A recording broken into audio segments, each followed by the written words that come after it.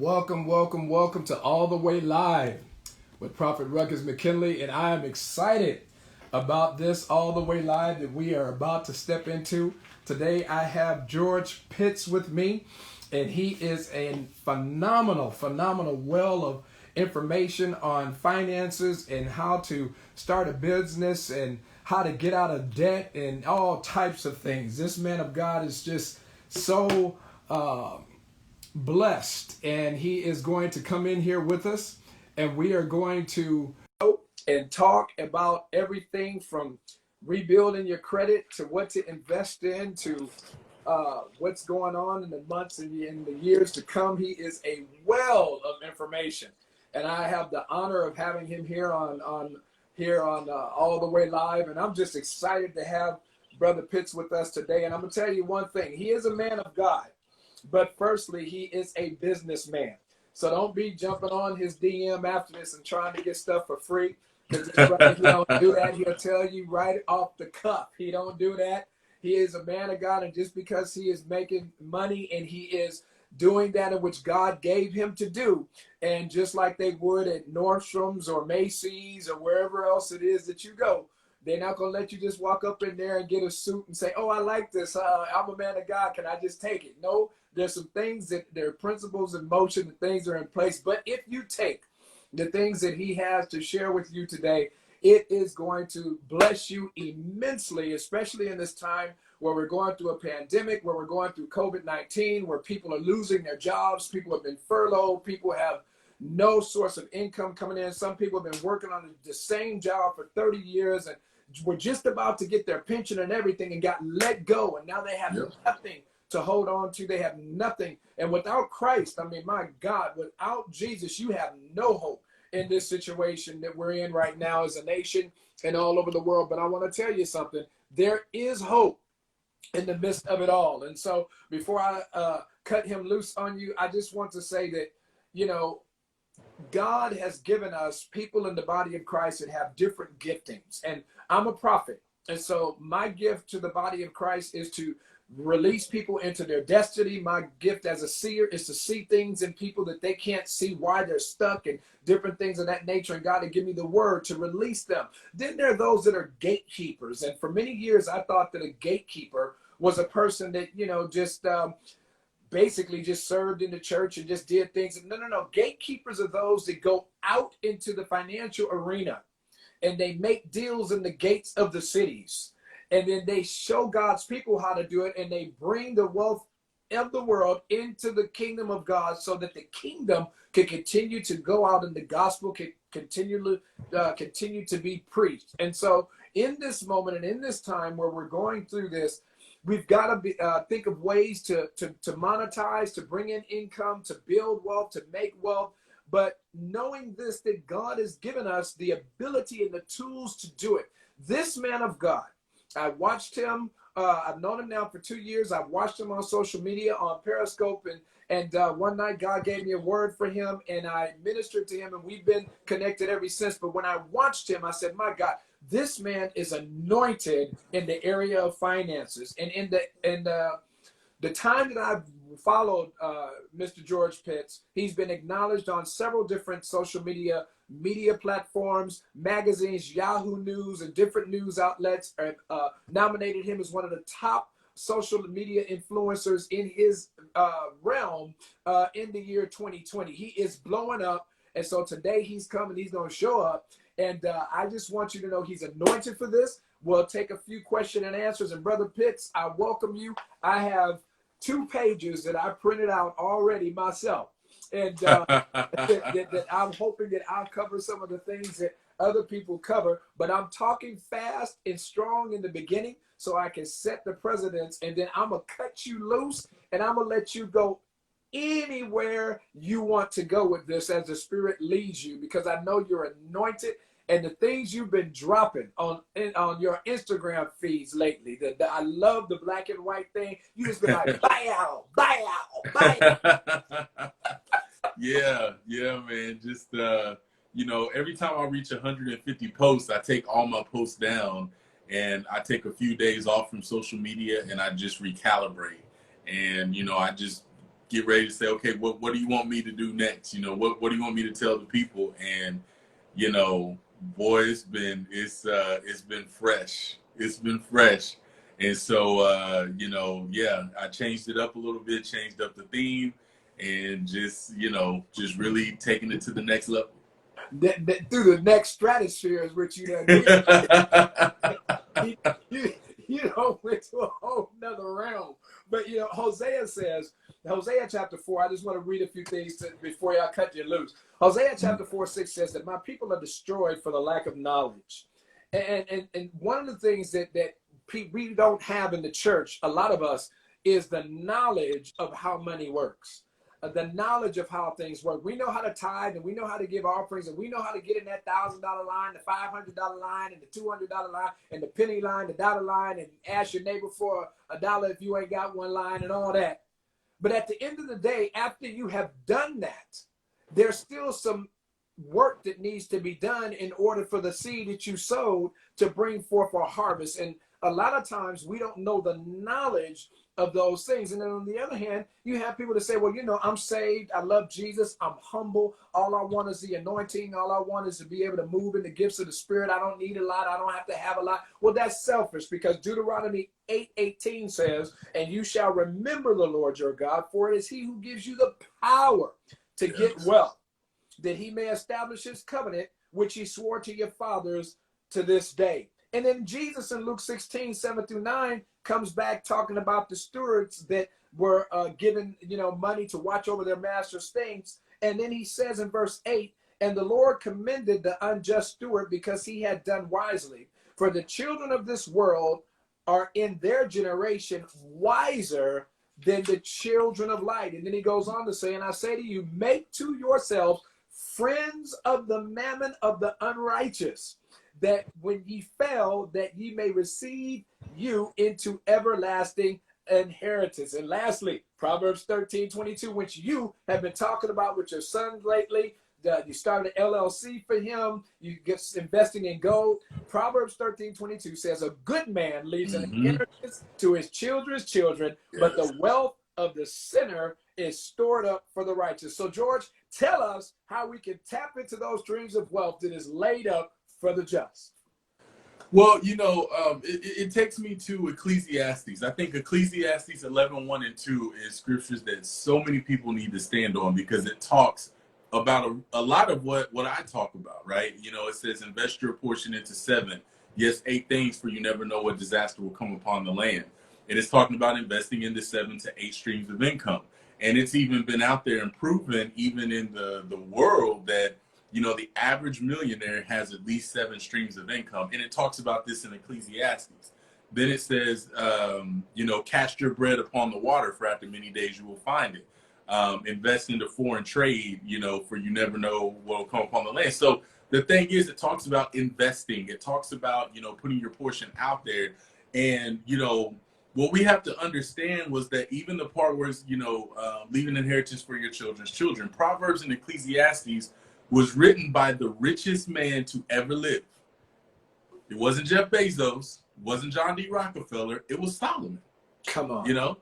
And if Solomon literally gave us the blueprint to how reading Ecclesiastes and Proverbs and Kings is what really changed my life.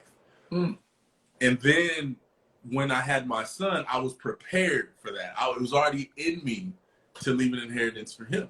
So before you made this switch, for those of us that don't know your background, what were you doing and what path were you on before you came into this revelation that you're walking in now in the area of finances, credit, and everything that you do now? Where was George before that?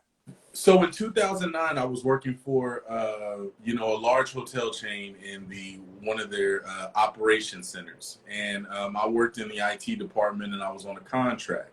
Once my contract was up, the company wanted to hire me on, and they put me in payroll because that was the only place they had a place for me. I had never done payroll before. I asked for some help and some assistance after a couple weeks because I was struggling. And the lady that was my director said, Mr. Pitts, I'm going to give you all the help you need. And the next day they walked me to HR and basically told the HR director that I had resigned. and which I did not. And so I'm sitting there like, what? Wait, what just happened? And so, to fast forward a little bit, me and my wife were already living paycheck to paycheck at that time. We had 2 car payments. We were living in an apartment. We were newlyweds. I think this was our 2nd or 3rd anniversary around that time. No, 2nd. Yeah, 2nd. So we were married for 2 years, living paycheck to paycheck. My wife's in medical assisting school plus working part-time. And, things were just crazy. Well, if you've ever lost a job during the holidays, from December to February, it's a no-go for finding another job. People are on vacation. They're taking PTO. They're out of the office. When they do come back in January, they're playing catch up for weeks. And so I just remember saying, Lord, well, let me back up, because before I even get to that part, what I'm about to say next goes with this. And I would be doing you guys a big disservice if I didn't mention this. When I was getting my wife's car, because she used to go to work at 6 in the morning, I was warming up her car. We didn't have a remote start. And when she came out, got in the car, and was driving off, I just remember seeing her drive off, and I'm thinking, wow, she's going to go take care of me, because I didn't have a job at the time. This was the next day.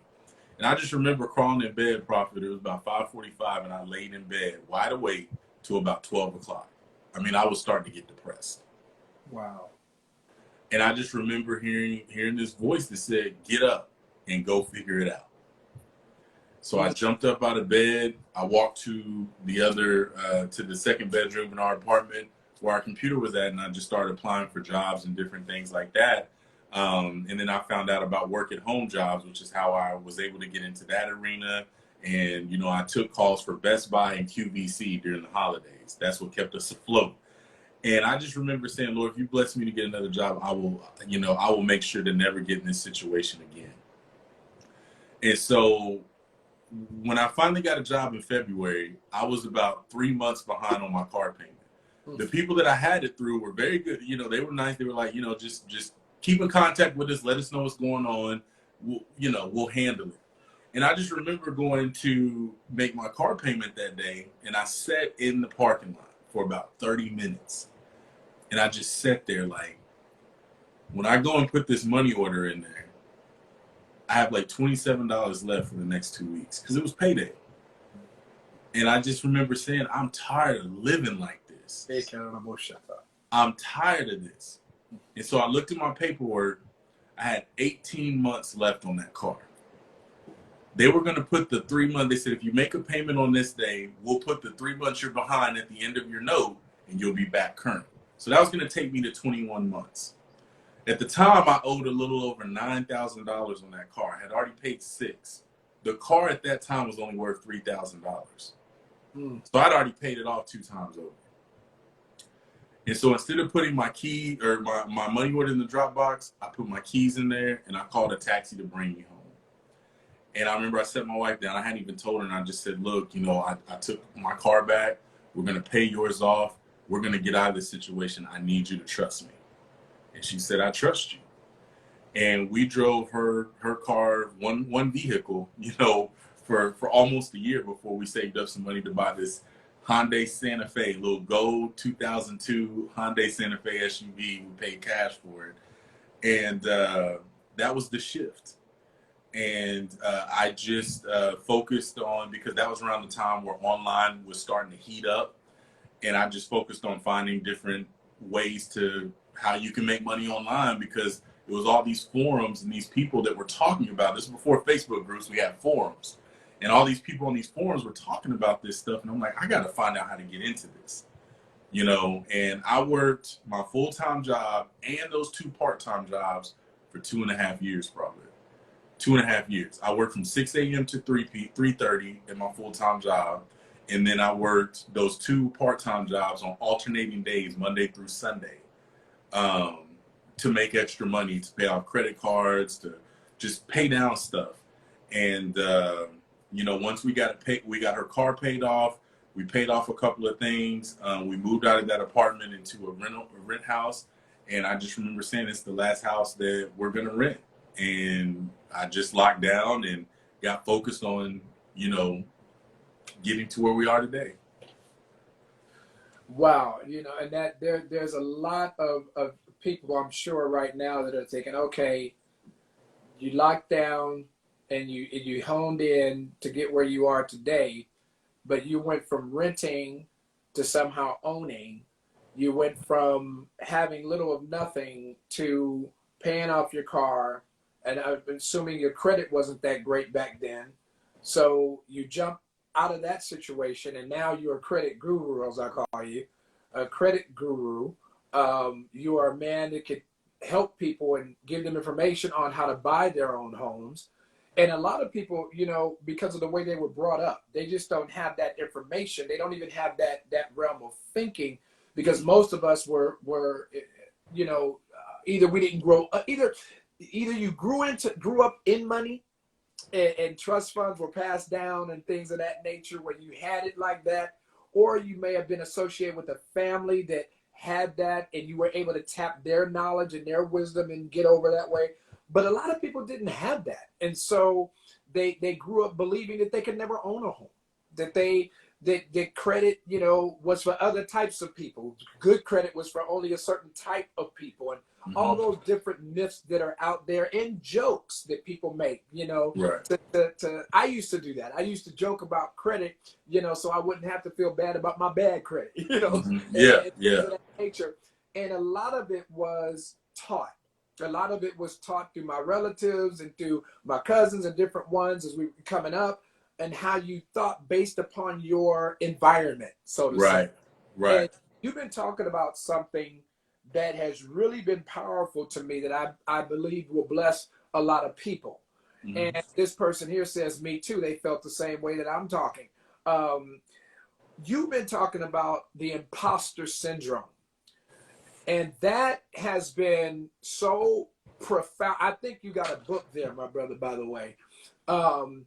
That thing right there, you're talking about man taking the chisel to the rock to reveal the diamond and the truth in the midst of it. You know, like my children, they've never been told, you can't do this, or you can't do that, or you can't achieve this, or you can't. They don't even know what that's like coming from us. Now, on the other hand, that's all I heard. Yeah. Coming Yeah. up, you know, but Yeah. keep your mouth closed. Stop being nosy. Stop what you Yeah. look.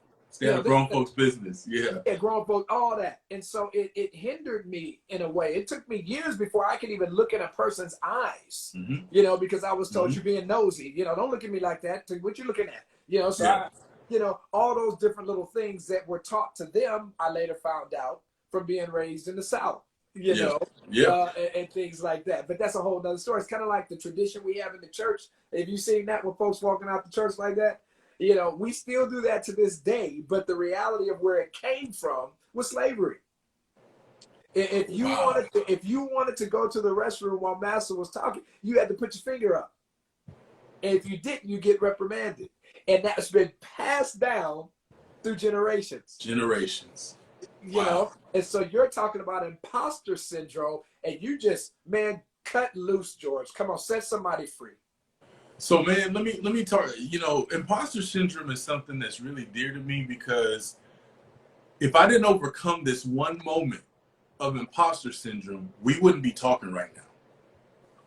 So when I started on Periscope back in 2015, and this is something that people really need to catch what I'm about to say.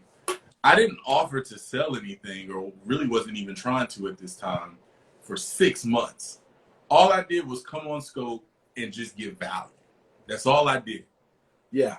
And so many people were like, do you teach this stuff? You know, I've never heard this like this. You break things down so good. Will you teach us? Will you teach us? Will you teach us? And so I had never done this before. Now, this is how I knew, looking back on this is how I knew my mind was in a better place. Because the way my mind was before, if someone's offering to pay me money, I'm going to accept the money and just figure it out along the way. You know what I'm saying? But at this time, I said, I'm not, you know, I need to find somebody that can show me how to do this, because I know how to teach what I know, but I don't know how to do it the right way and package it up to where people can digest it, what systems to use, how to do it. I don't, you know, you know, we can meet somewhere, but these people are all over the country, you know? So anyway, I hired this coach, and he was a sales coach. His name was Kelly James. And I remember Kelly was like, George, I do sales coaching. I said, look, I understand you're a sales coach, but you seem to know your stuff when it comes to teaching people. You seem to have a system in place. People pay you. Can you teach me how to do that? I'll pay for your sales coaching program, but I don't have a problem with sales. People are already wanting to buy from me, and I ain't trying to sell nothing. I need you to teach me how to do all the other stuff after the sale.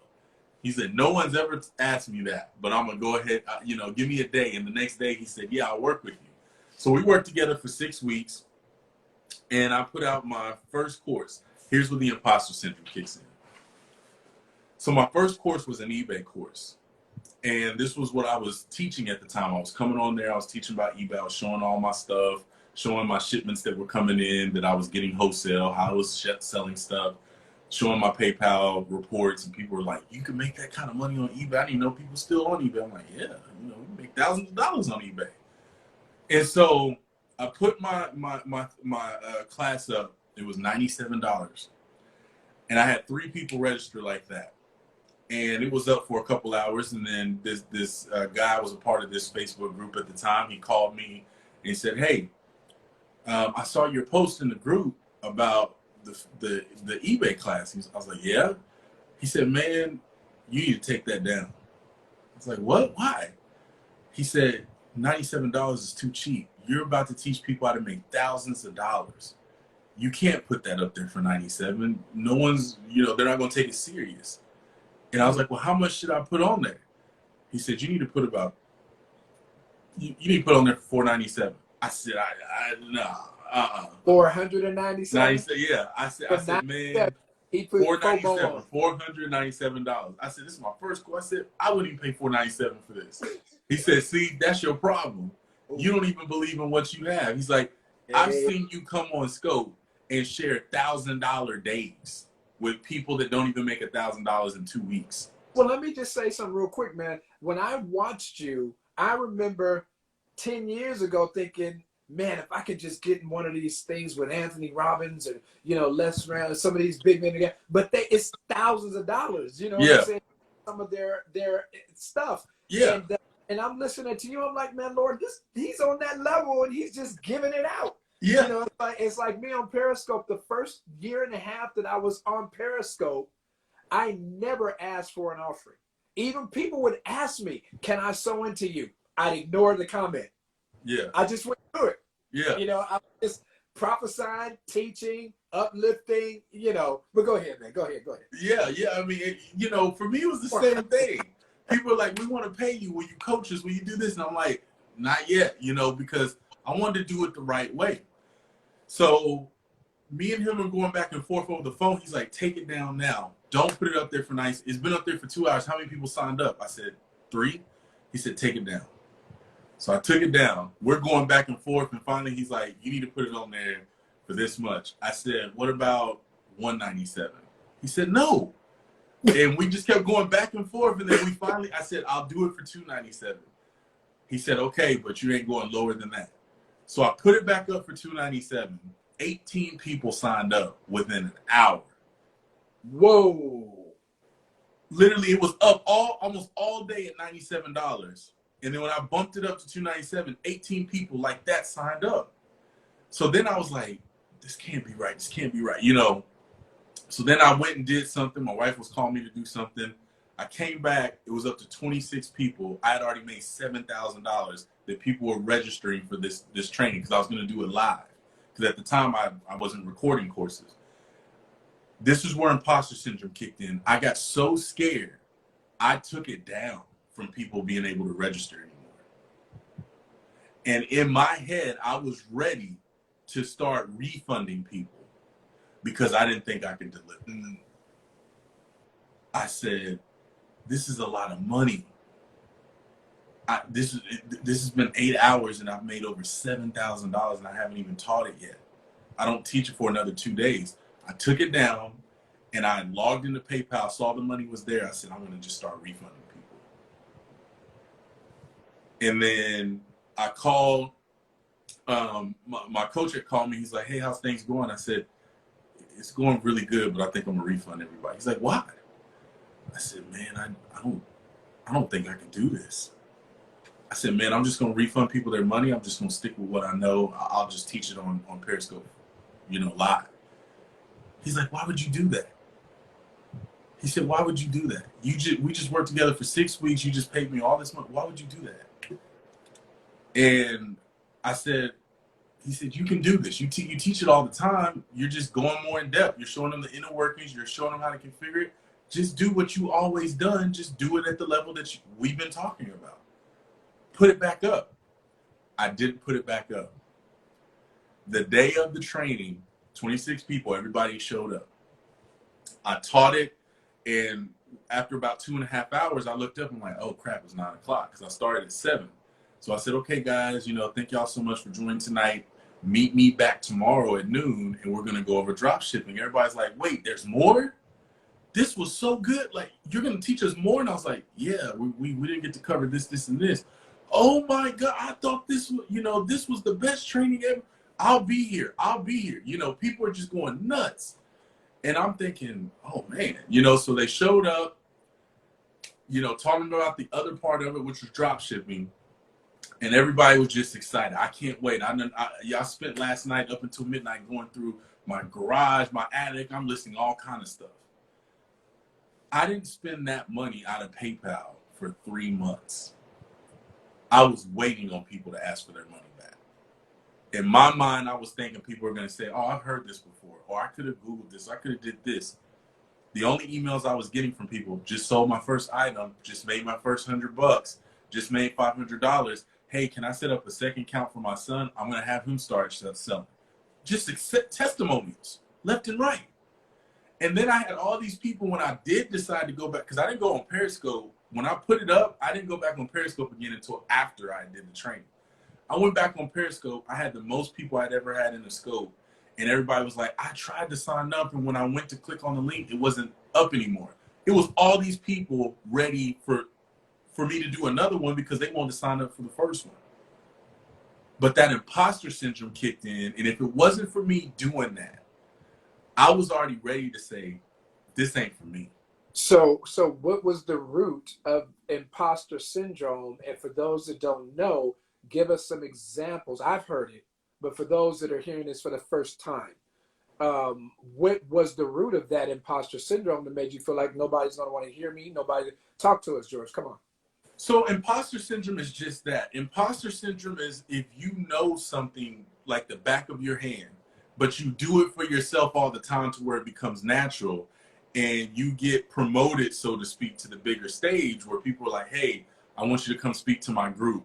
I want you to teach the church. I want you to do that. And you think, I just do this for myself. I can't, I don't think I could do this for other people. They're not going to like this. They're going to say they can find it on Google. They can find it on YouTube. And you just think that you're not worthy of teaching people at that level. And you know what I'm saying? Huh? And that comes from? And that comes from how you were raised. Let me tell you why. We were taught not to speak up. When I was younger, if we wanted to speak up and I heard my parents or someone talking about something like, Angie, where's this at? My mom, my dad's and that. Me saying, oh, Dad, just go over, look over here. Hey, be quiet. I answered the question. You know what I'm saying? Or, I want to go and do this. I remember when I told my dad I was going to college. Now, you ain't going to college. You just need to get a good job and just work. You don't need to go to college. You can't do college. So it was always being taught that I couldn't do things. So then when you stepped into those arenas, you felt like you were an imposter, that you didn't belong there. Right, because all I heard again was you can't do that. That's not what you're supposed to do. You're talking to these people are older than you. Some of them are more successful than you. You can't teach these people nothing. All I kept hearing was what I was hearing growing up in different things like that.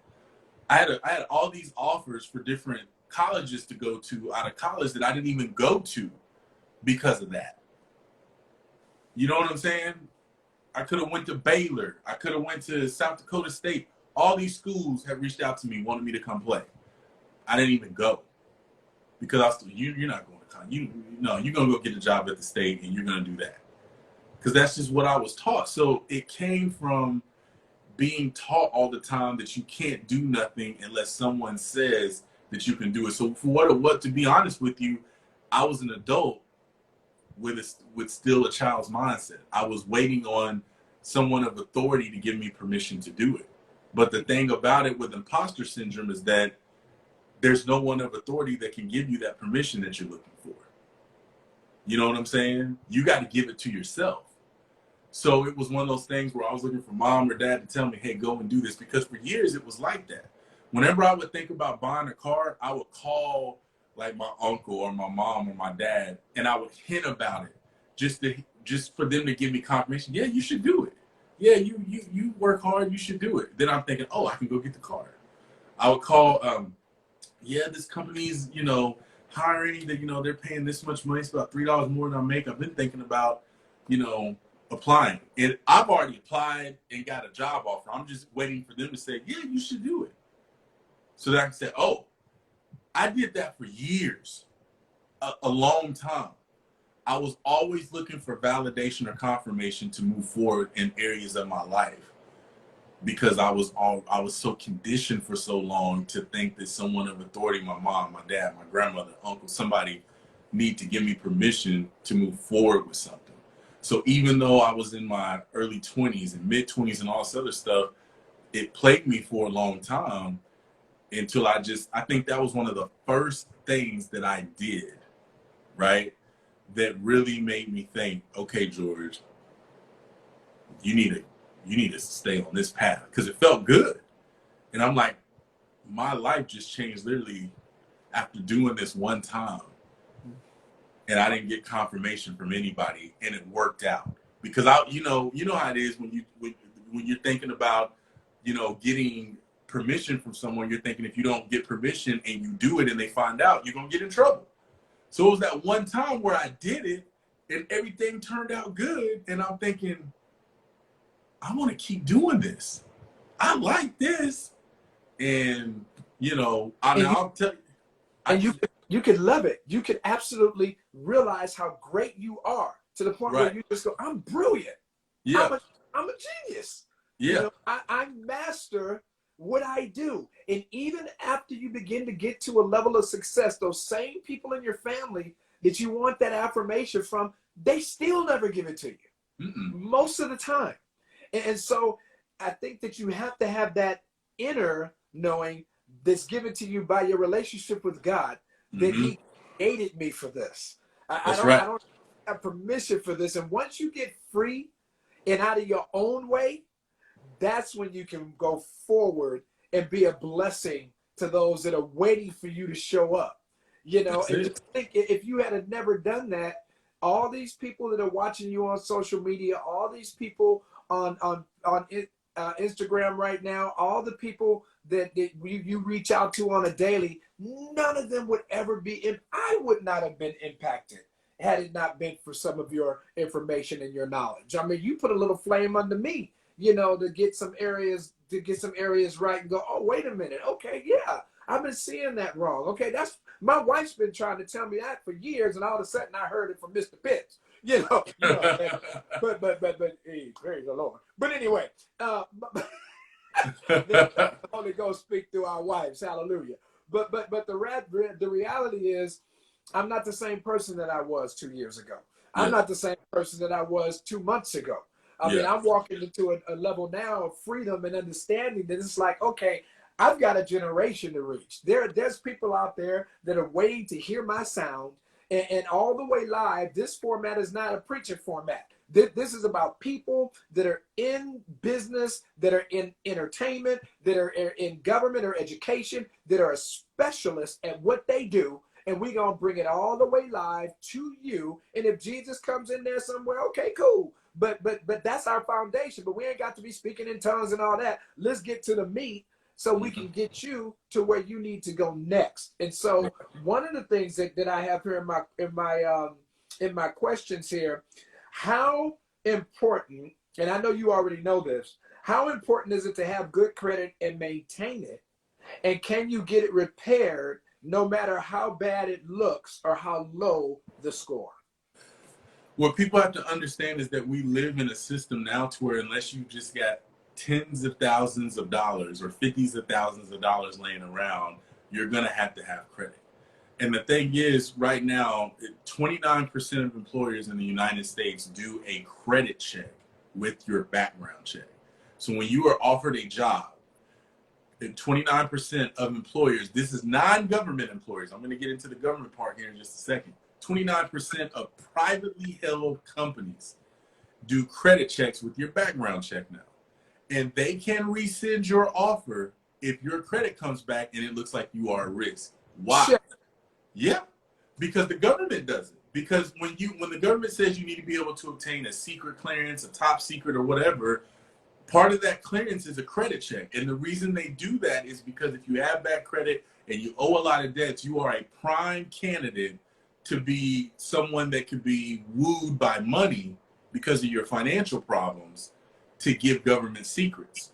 Well, companies that are public, Fortune 500 companies, companies on the NASDAQ, they feel the same way. That, wait a minute, this person can be a prime candidate to give some of our secrets away to other competition in exchange for money. Now, let's just be honest. People who got money and good credit can be too. But that's just something, that's a criteria.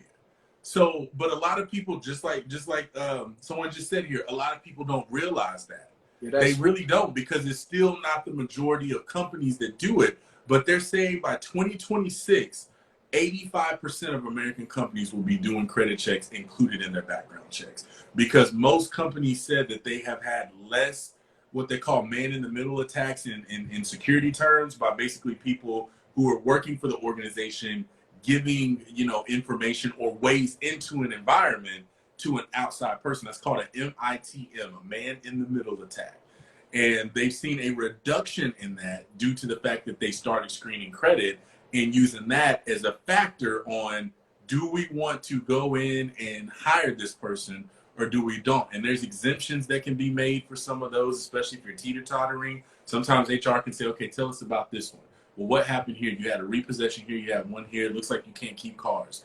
I have a good friend of mine who lost their job with the federal government because of their credit, because they were going to move to another branch of the government to do a different job that they applied for, got the offer. It required a higher clearance than what they had, so they had to do another background check at a more detailed rate. They looked at their credit and said, wait a minute, you filed bankruptcy and you had 2 repossessions since your bankruptcy, since you've been an employee here? And they let them go. And if people have ever worked for the government, you got to do a lot to get let go. Now, I think he worked for a government contractor, but even government contractors have to follow those same guidelines. My God. Mm-hmm. Wow. So it's very important that not only do you get good credit, but you maintain it, because this person had good credit when they started. They got married and their wife just wasn't as, just spend, charge. And it jacked up his credit. And, he had her over the bills. She wasn't paying a lot of bills. I remember one time I was coming home because they lived in our neighborhood, and there was a guy pulling up in a tow truck to get it. And this guy thought his car was about to be stolen. He goes in, grabs his gun. The tow truck guy comes out and grabs his gun, and they're sitting there in a standoff. And he's like, I've got papers right here to take this vehicle. He's like, no, you don't. I paid, and come to find out, his wife hadn't made the car payments in weeks. She had a bad bingo problem. And this man lost his job because of that 3 years later.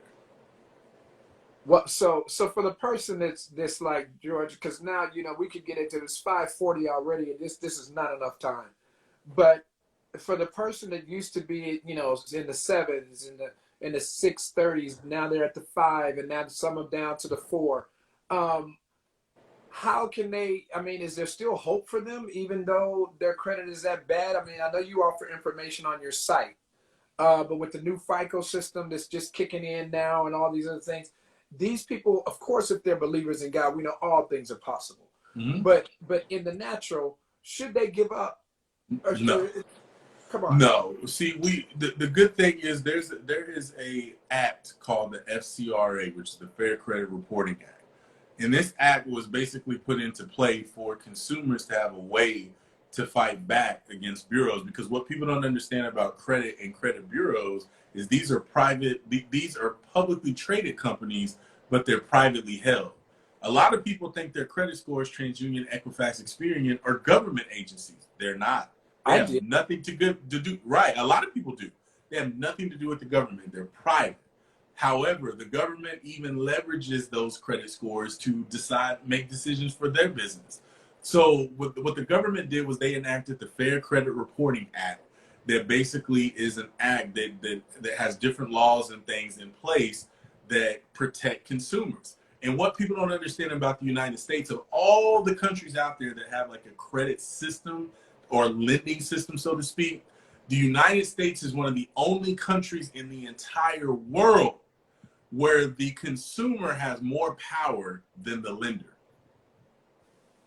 And so I'm not saying what I'm about to say for y'all to go out and start jacking stuff up because you can fix it, but a person can literally go borrow tens of thousands of dollars, do all this stuff to run up their credit, all their charge cards, and within 6 to 12 months, they could have their score back to where they could be good to go again, and it'll look like they never had bad credit. I'm talking about a person who go in default on their loans, not student loans, but loans and repossessions, foreclosures, all that. How about How about bankruptcy? That wouldn't fall. Oh yeah, bankruptcies too. I've had multiple students who we've removed their Chapter 7s from their credit reports. The thing is that the Fair Credit Reporting Act allows, it's very flexible if you know how to use the different acts the right way. And these are things that you teach in your course. These are things that I teach in my training, my course, because so it's I have 2 courses. I have a credit repair masterclass that we do 4 times a year. It's a big, huge training class for fixing your credit yourself. And then I have what I call my 5 pillars of credit repair, which is a video training, self-paced training course that basically takes people through the process on how to fix their credit within 6 months. Well, I just saw this one sister said that she took the gems that you dropped and she went from 500 to the high 700. This man is the one. So obviously she's familiar, one of your followers as well. I never knew that about that.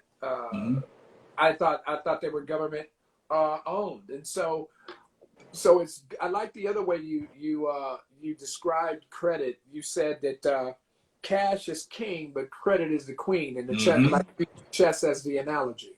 Oh yeah. So with cash, if you've ever played chess before, the queen's the most powerful piece on the chessboard. A king can only move in one direction certain ways, right? So the thing is that cash can only move as far as it can go. If you've only got $100, it can only move so many spaces with 100. Versus credit, because you get OPM, you get access to other people's money. If you got the right credit score, you can move on this side of the country, you can move on that side of the country, you can move on this side of business, that side of business. As long as you got it there, you can move in any direction in this game we call life that you want to because of that. Wow. You've and those of you that may have a couple of questions for George before we go off, because I don't know his schedule. He's fully booked most of the time, so I don't know if we can bleed over into another 30. Man, I'm all yours, Prophet. I already knew. You see, I'm prophetic.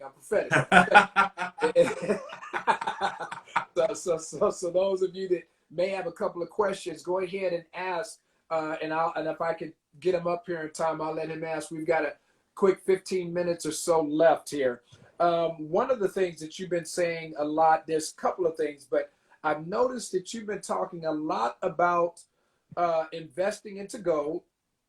You've also been talking about people need to understand about the stock market. That's one of the things that I have a lot of friends and pastors that are into that, and I've always pushed it away. I don't want to deal with the stock because I just thought it was too complicated. Yeah, I got to be up at crack of dawn trying to find out what's up and what's down. It just seemed like too much for me. Yeah. Is it fairly easy in a layman's terms to understand how to operate within the stock market, make some money? And do you have something that teaches about that? So here's my thing about the market. I have lots of money in the stock market. And one of the reasons I do is because in the market, no matter what color you are, what background you have, everybody has the same goal, and it's to make money. And so for people who are not day traders, which are people that stay stuck in front of the screen and watch it all day, I always tell people there's three things you need to invest into as a person that wants to, get into the market and have money. That's ETFs, which is or exchange traded funds. What an exchange traded fund is a collection of stocks that are in a fund that you can purchase. So let's say that you buy a tech fund, right? There's one out there called Defending America. And it's basically, companies that sell defense products, such as guns, weapons, ammo, different things like that. And there might be 5 companies in this fund. So if you got 5 companies in this fund, let's say 2 of those companies are not performing well, but the other 3 are. You're not going to lose any money. Now, if you are investing into all 5 of those companies individually, and 2 of those are not performing well, you're losing money on those 2 companies, even though the other ones might be performing pretty good. And so that's one of the great things about a fund. It prevents your loss. Now, the other thing that I would say to get into are dividend stocks. I love dividend stocks because you get paid, depending on the frequency of how they pay out their dividends, you can get paid monthly or quarterly just for having shares in a company. So say, for instance, you're invested in a company like AT&T. That's one of the oldest dividends out there. And you have 100 shares of AT&T. Well, AT&T every quarter announces a dividend payout. And what that dividend payout is just a payout for every share that you own. AT&T will pay you a percentage of whatever their dividend yield is. The yield could be 3%, 5%, 6%, whatever that percentage is. And then that percentage equates to, it could be, if it's a 6%, it might equate to 75 cents a share. So if you own 100 shares, that's $75. So you could build wealth really quick that way, because what I do for my sons and mine is I set up what I call a drip. And so what a drip is every time we get paid from a dividend, instead of them giving us the money, I say, give me more shares. So if it's $25 a share and they're giving me $75, they're going to give me 3 shares instead. So the next time my dividend will be higher because I've got more shares. And so that's the equivalent of compound interest for a consumer versus paying compound interest to a credit card company. You know what I'm saying? And then my favorite, and one of my ultimate favorite people on the entire planet for index funds is a guy by the name of Wealth Dad. He's on Twitter, and he's a lot like me. He's all about investing and growing his son's portfolio and his portfolio. But index funds are another great way to get into the market and really grow your money consistently over a period of time, 8 to 10 to 12% a year, following the S&P 500 or the SPY or any of those things, which is a collection of all those stocks. And so those are the 3 ways that I would tell people to do it who don't want to stay stuck to a computer, because all you got to do is just buy shares every time you get paid, put it in your budget, and then you move on with your day. And you're literally making money all the time. And we could get into it even deeper. We can talk about getting into real estate through stocks, buying gold and silver through stocks, but that's a whole nother topic for a whole nother time. But as you can see, I'm very passionate about wealth building activities. People don't know that I know as much about the market. Yeah, I don't talk about it as much, but I'm a beast when it comes to this market now. But it's just not something that I teach as much, just because I've just got so many other things going on. But it's coming. It's coming. Okay, now I used to think that you had to come into the game with like thousands of dollars to get in the game. Because I told somebody, I said, well, what if I just want to put $100 down? That's not going to do anything for you. And I was like, oh, okay. No, it could do plenty for you. I mean, the thing is, you could buy fractional shares now. So the thing is that you got companies like Robinhood or Stash or Cash App that you could buy a fractional share. So what a fractional share is, say you got $100, and let's just say AT&T. We'll use that again. It's $25 a share. Well, you could buy 4 shares of AT&T for $100. Or let's say you wanted to buy Apple. Let's say Apple's at 125. You could still buy $100 worth of 1 share of Apple. So if that basically buys you 85% of 1 share, or 0.8, I don't have my calculator up, of a share. So you can buy $20, $10, $5 hits on $100, $200 stock and just do what you can. My thing is, get your money in the same place where all these millionaires and billionaires are. I don't care how much it is, but just make sure your money's in the pot. So when it starts raining out blessings, you know what I'm saying? Regardless of if it's $5, $7, or $12, or $500, you're getting your money's making you some money either way. You know what I'm saying? They want to know, what is the name of the guy on Twitter again? His name is the Wealth Dad. The Wealth Dad. I think he's actually in here. I think I actually saw him. But on Twitter and Instagram, he's the Wealth Dad. And I don't do a lot of, I don't endorse a lot of people. Huh? You think he's watching right now? I think he is. I thought I saw him in here. There he is. He just actually put up some. To do it all the way live for us. Yeah, I'm telling you, man. When it comes to index funds, I don't know a lot of people that can mess with him when it comes to index funds. You know, and I don't. Huh? You know him personally? I found him off of Twitter, and I've been following him for months. And he's super. I'm gonna reach out and see if I can get him to do it all the way live. Yeah. But you got to get him on here. Now, see, my daughter said that she wants to know, how do you start? I see your Wealth Dad. I'd love to have you on the show. If you could inbox me on my DM me or your number or something so we can connect, I'd love that. How do you get started? We got 7 minutes left. So how do you get started in stock? So the best thing to do is just to go and open up a trading account. I'd say for someone that's just starting out, Robinhood's probably a good one. They give you a free stock, and then, my man Wealth Dad just said you got Fidelity, you got Schwab, Charles Schwab just in what was it, TD Ameritrade, I think, were merging. But, I would say open up a trade account. I'd say if you're just starting out, Robinhood's pretty solid. And, just, find a stock. I hate to just say go and buy any stock. That goes against a lot of what I teach as far as researching. But just look at things that you normally use. Like Procter & Gamble's a great company because everything we have in the house is Procter & Gamble. Your toothpaste is probably made by them. Your toilet paper is probably made by them. Your dishwashing soap, your detergent, and I'm a dividends guy, and I'm a guy that, what does this look like from a lifestyle perspective with this company? How does this company fare for the long haul, and what do they bring to the table of life? That's how I kind of break that stuff down. Then, of course, I look at the financials. What app do you use to trade with? Do you use an app on your phone?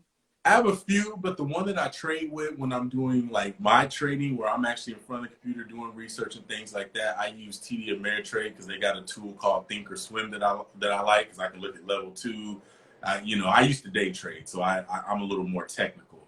But if I'm just out and about, I always got Robinhood. I always keep about $1,000 in there in cash, just so in case I'm out and about, I'm not near my computer to do it, I can jump on there real quick and make a buy if there's a stock that dropped. Because I have different, alerts and stuff that come in. I know someone said, what's the minimum to buy? I mean, you can buy with as little as you want. I'd say at least $5. But of course, if you can do more, that's great.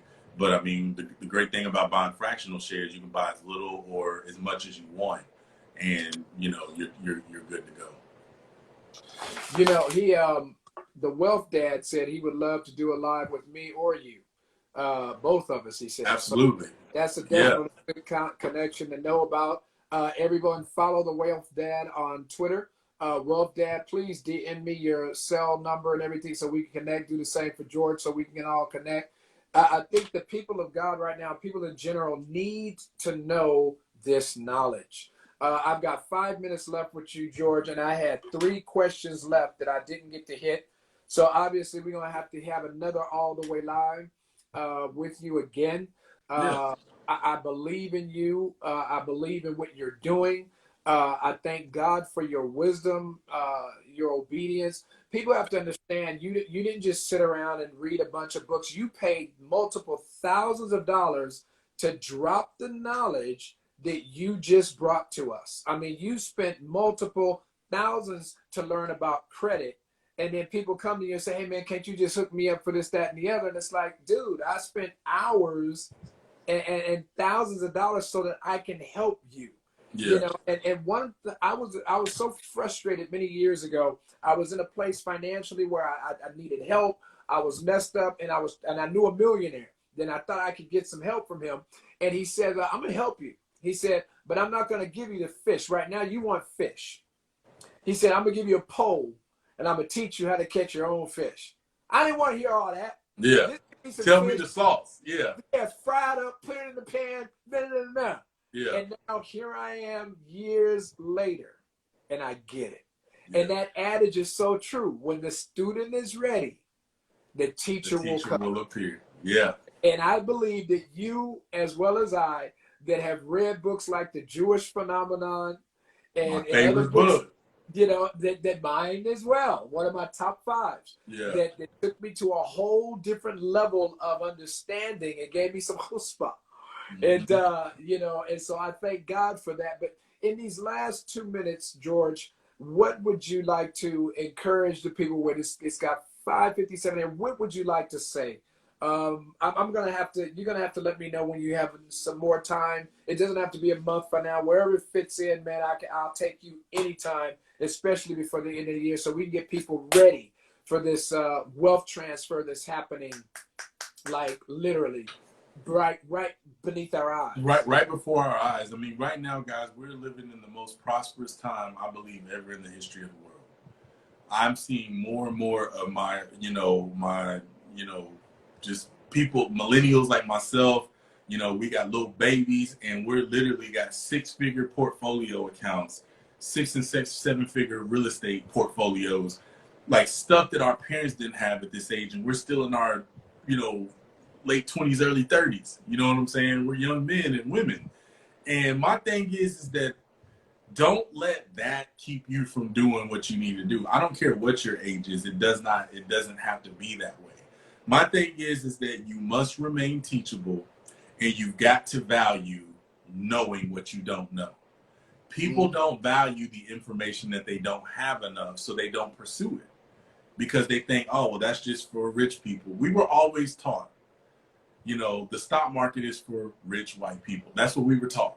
I was wondering if you were going to say it. I'm going to say it. And it is not. Everybody in there has the same currency. It's green. And we all got the same goal, and that's to make more of it. And the thing is that, you know, we can't keep putting tags on everything, and we can't keep making decisions for everybody else. What do I mean by that? You can't say, well, I'm not going to do all the way live. No one's going to want to listen to me. Everybody's got a show. You're making a decision we got 23 people, and you're making a decision for people, and you won't let them make it for themselves. It's just like if you decided, I'm not going to start church. There's all these churches all over, you know what I'm saying, California. I'm not going to be able to get any people in. You're making a decision for people that are trying to find someone that just teaches the word the right way and really just breaks things down and really just has a lively, expression. Some people are literally sitting there going through the motions, just getting up, going to church on Sunday, but they're looking for that spark again. And it's just with anything else. We can't keep making decisions for everybody else. We got to start doing what we're supposed to do and let the people that we're looking to work with or serve, we got to let them make that decision. If you do that, it'll change your life. We have a minute left, and I'm going to give you something right here. You deserve this. And I had to get out of my seat, and I'm going to present you with the first time ever, all the way live, Mic of the Month. Brother, there we go. You broke it down. I had to get the old school mic for you. You broke it down. You broke it down. George, I look forward to having you again, man of God. I'm going to pray us out. Father, in the name of Jesus, I thank you so much for this time that we've had together. Let this knowledge not overwhelm us, but empower us to the next level. Father, I thank you that you're going to give us witty inventions and creative ideas, and you're going to begin to show us that what we have, just like Moses, is right in our hand. What we think is invaluable is life to someone else. Remember, you heard it here first. Mr. George Pitts, follow him. Go to his website, Wealth Academy. It's a well full of knowledge. You heard it here first on All the Way Live. We'll see you soon. God bless. Thank you, George. Thank Much you. love. I'll see you soon. All right.